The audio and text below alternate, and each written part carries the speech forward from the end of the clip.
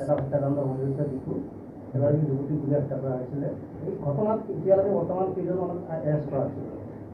আমাৰ এই ঘটনাটোৰ সন্দৰ্ভত আমাৰ এটা ডিফুত এটা কেছ ৰেজিষ্টাৰ হৈছিলে।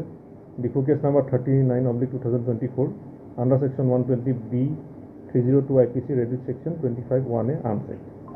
তো এই সংক্ৰান্তত আমাৰ ইনভেষ্টিগেশ্যন চলি আছিল আৰু ইয়াতে আমাৰ এটা স্পেচিয়েল ইনভেষ্টিগেশ্যন টিমো গঠন কৰা হৈছে এডিশ্যনেল এছ পি ক্ৰাইমৰ নেতৃত্বত। তো ইয়াৰ পিছতে আমি দুজন ব্যক্তিক ইয়াৰ ঘটনাৰ লগত জড়িত দুজন ব্যক্তিক আমি কৰায়ত্ব কৰিছোঁ। গতিকে আমি তদন্ত খাতিৰত তেওঁলোকৰ নাম এতিয়া আপোনালোকক উল্লেখ কৰিব নোৱাৰিম, কিন্তু তেখেতসকল তাৰ লগত জড়িত আছে বুলি আমি যথেষ্টখিনি প্ৰমাণ পাইছোঁ।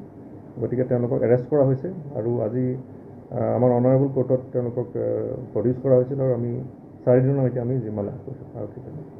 তো বৰ্তমান এইখিনি আমাৰ এতিয়া আপডেট আছে। তো আৰু এই সংক্ৰান্তত কিছু আপডেট পালে আমি নিশ্চয় আপোনালোকক জনাম। আৰু ইনভলভ আছে নেকি বুলি আপুনি ইনভলভমেণ্ট ডেফিনেটলি থাকিব। গতিকে এইটোত আমাৰ ইনিচিয়েল ষ্টেজত আমি যিখিনি তথ্য আমি পাইছোঁ, এভিডেঞ্চ পাইছোঁ, তাৰ বেচিছতে তেওঁলোকক এৰেষ্ট কৰা হৈছে। নাই, মটিভটো আমি সম্পূৰ্ণ আমি গোটেইটো ইনভেষ্টিগেশ্যন নকৰাকৈ মটিভৰ কথা গম পোৱা নাযাব। গতিকে মটিভটোৰ ওপৰত আমাৰ এইটো ইনভেষ্টিগেশ্যনৰ পাছতে আমাৰ কথাখিনি গম পাব। Thank U. সোধপোছ চলি আছে, কুৱেশ্যনিংটো বেলেগকো থাকিব, কিন্তু এৰেষ্ট দুজনকে কৰা হৈছে।